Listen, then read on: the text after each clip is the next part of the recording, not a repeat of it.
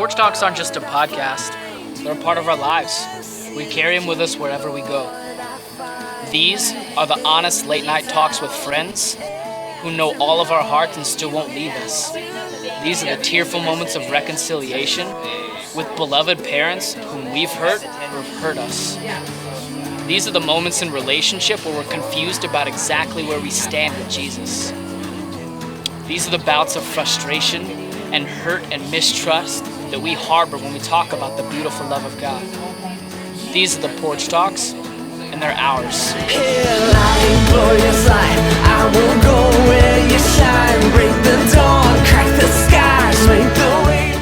What's up, guys? I'm Andy, and these are the Porch Talks.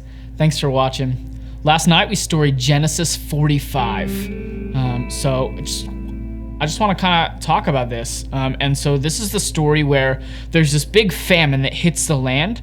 So Joseph's brothers have to go to where Joseph is because they say there's grain there. We have to go get grain so we don't die. Right? And so they get there, and the thing is, Joseph's brothers don't recognize Joseph. So Joseph's brothers go all the way to Joseph, and there's this big thing. They don't recognize Joseph. Joseph spends a couple days testing them, and then Joseph breaks down, and he shows all the love and care and affection in the world for his brothers. And I don't often get to Bible stories and say, I don't buy that.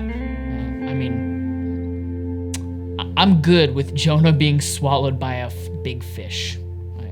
I'm okay with Lazarus being raised from the dead. I'm even good with a guy splitting a sea with a stick. But when I see Joseph in all his love and compassion for his brothers, there's a piece of me that says I don't buy that. And it's funny, this story has actually brought up some very real stuff for me. I don't buy that Joseph can see his brothers whom he begged for his life from, and they just, out of all of their insecurity and all of their fear, they just give him away. They just throw him into a pit, and maybe he dies, maybe he goes into slavery, but whatever, he's not our problem anymore. All because what? Joseph had dreams and a nice robe? And I don't understand how soft Joseph is here. I don't understand how tender-hearted he is. And I don't want to say that I don't buy it, but I definitely struggle with it. See, the thing is, Joseph has had a pretty rough life up to this point.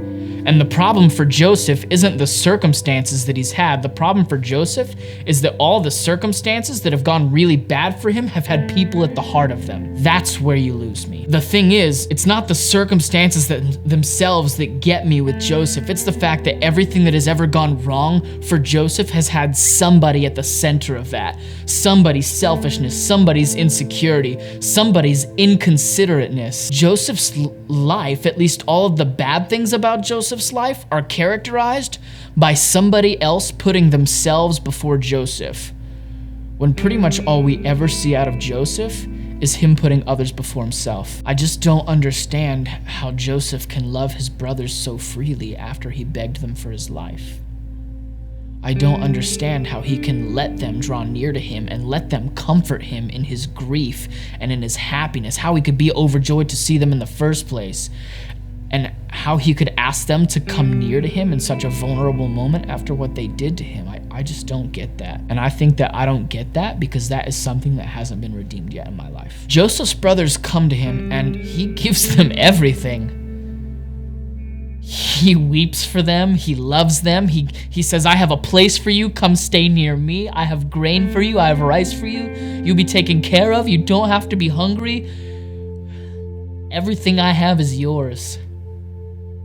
And he says something crazy. He says, you didn't send me here. God sent me here that I might preserve life. So don't even worry about it, guys.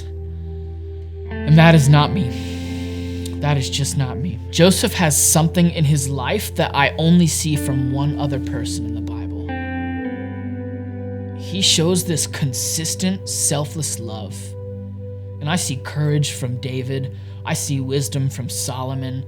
I see leadership in Moses. I see a ton of incredible characteristics from a lot of people in the Bible, but I don't see Jesus-like love from anybody other than Jesus more than I do from Joseph. That dude is just incredible. And all he seems to care about in those moments are his brothers and all of the life that was preserved because he ended up in Egypt. And I just don't get that. C.S. Lewis breaks down true agape love. He breaks down the phrase in Mere Christianity, love your neighbor as yourself. And he asks, what does it mean for me to love my neighbor as myself? Well, it doesn't mean that I like myself, because I definitely don't like myself all the time. I definitely don't feel positive things for me all the time.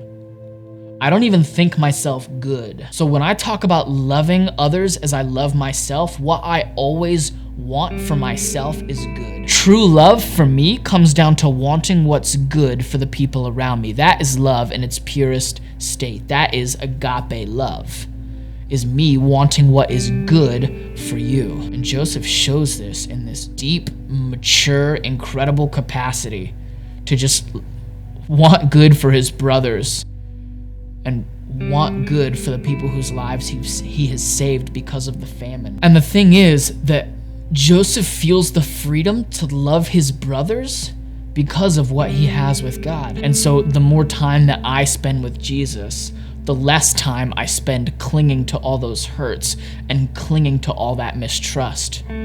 So for me, in my trust issues, what that means is the more time that I spend with Jesus, the freer I'll be in that. And it's well documented that Joseph walks with God, that God has his hand in everything that Joseph does.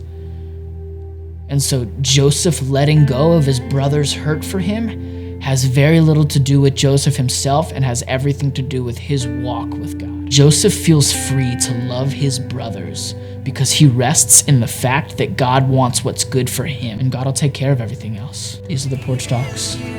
See you next week, guys. Love you.